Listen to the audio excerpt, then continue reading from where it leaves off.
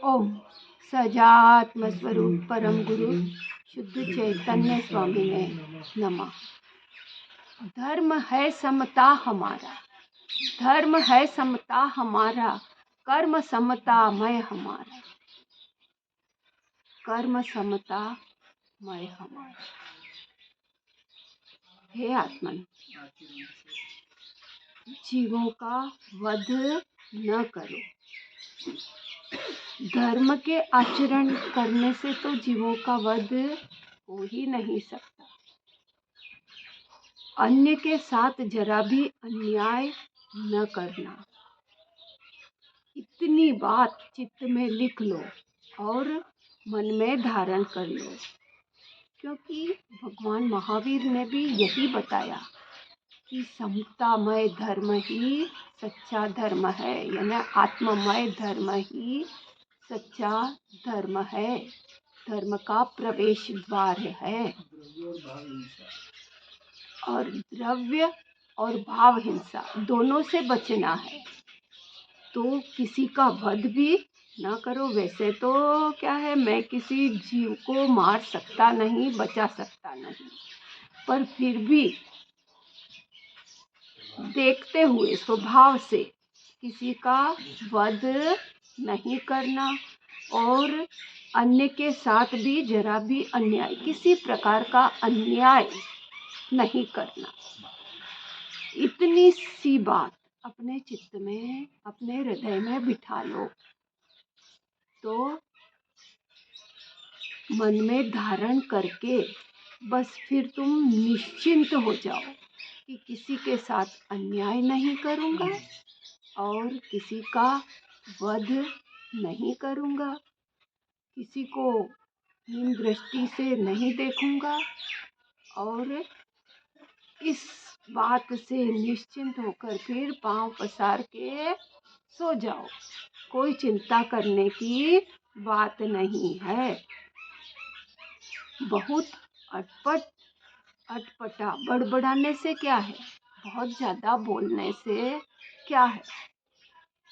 जो बात 2 शब्द में, सूक्ष्म में कही जा सकती है, उसे बहुत ज़्यादा लंबा विस्तार करके कहने से क्या फायदा। देह आत्मा नहीं है, यह शरीर आत्मा नहीं है। शरीर भिन्न, आत्मा भिन्न। देह से भिन्न जो ज्ञानमय है वही तो आत्मा है, यानी आत्मा ज्ञानानंद स्वभावी है और इस शरीर से सर्वथा भिन्न है। हे योगी, तू उसे देख, इस देह में मत उलझ और इस देह से भिन्न जो तेरा शाश्वत स्वरूप है, तेरा शुद्ध स्वरूप है, उसे देख। मन ही जिसका अशुद्ध है, उसे पोथा पढ़ने से भी मोक्ष कैसा। यदि मन तो मैला है, मतलब बाहर बाहर ही घूम रहा है, पर में ही रचा पचा है मन, तो बहुत से ग्रंथ और पोथी पढ़ के और यदि उपदेश भी देने लग जाए तो भी मोक्ष नहीं है। अरे 9 पूर्वों का ज्ञाता, वह भी मोक्ष का अधिकारी नहीं होता है। तो ये छोटे से पोथे और पढ़ लेने से क्या मोक्ष मिलेगा?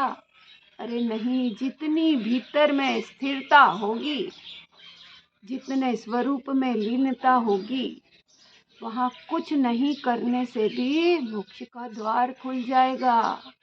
मोक्ष की भी इच्छा नहीं करनी है।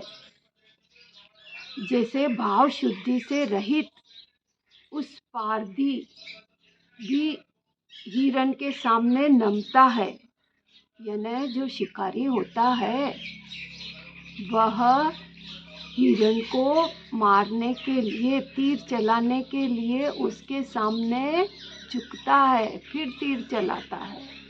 तीर चलाएगा तो झुक के ही चलाना पड़ता है। जैसे भाव शुद्धि से रहित उस पारधी का वह नमन सच्चा नमन नहीं है।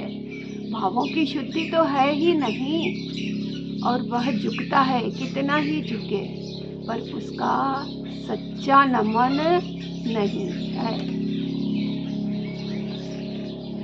वैसे भाव शुद्धि से रहित शास्त्र पठन भी मोक्ष का कारण नहीं है। अतः हे जीव, हे भगवान आत्मा, तू भाव शुद्धि कर। भावों से ही तो कितने ही कर्मों का बंधन हो जाता है और भावों से ही श्रेष्ठ भाव करने से ही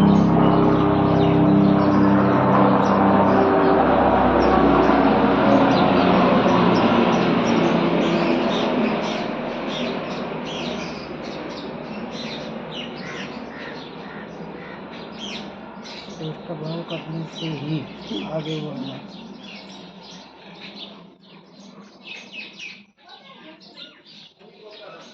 करने से ही आत्मशुद्धि होती है। भावना से, सिर्फ भावों से ही।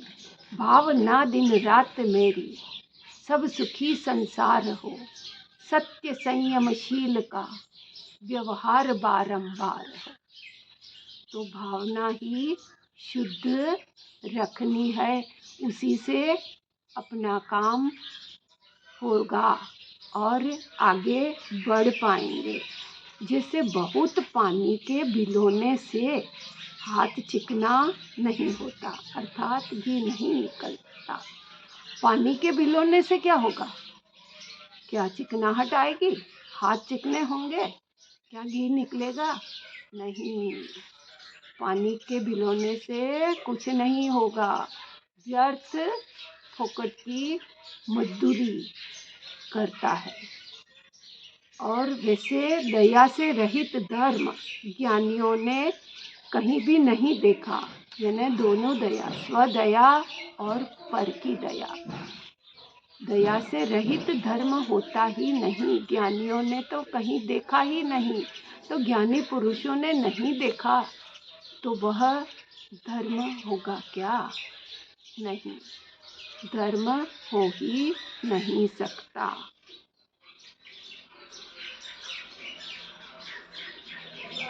दुष्ट जन खल के संग से भले पुरुषों के गुण भी नष्ट हो जाते हैं।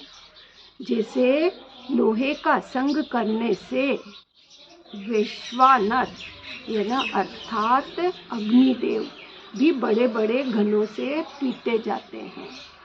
तो जैसे बताते हैं ना, जैसा संग वैसा रंग चढ़ता ही है।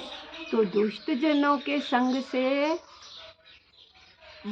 भले पुरुष को भी अवगुण आ ही जाते हैं।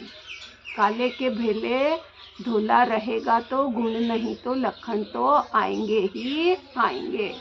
तो ज्ञानी पुरुष, सत्पुरुष भी दुष्ट पुरुषों के साथ रहेगा, उसका संग वैसा होगा तो उसके सारे सद्गुण वैसे ही विलय हो जाएंगे, नष्ट हो जाएंगे। अर्थात जैसे देखा है ना, अग्निदेव भी बड़े बड़े घन से लोहे के संयोग में रहते हैं, लोहे के संग रहते हैं तो बड़े बड़े घनों से पीटे जाते हैं। क्या? तो उसी प्रकार हमें तो किसका संग करना है? अपना, अपने स्वरूप का, सिर्फ अपनी आत्मा का संग ही सर्वश्रेष्ठ संग है और बाकी कोई संग नहीं है। इन्हीं भावनाओं के साथ हे आत्मन, इसे सुनकर समझकर अब चिंतन मनन करें और अपने आचरण में लाने का प्रयास करें कि हमें किसका संग करना है और कहाँ स्थिर होना है और अपना लक्ष्य क्या है। अपने लक्ष्य की ओर सतत अनवरत बढ़ते रहना है। इन्हीं भावों से उच्च भावों से अपने स्वरूप की तरफ दृष्टि करके ही हमें अपनी मंजिल प्राप्त होगी। इन्हीं भावनाओं के साथ ज्ञानानंद स्वरूपो हम, ज्ञानानंद स्वरूपो हम, ज्ञानानंद स्वरूप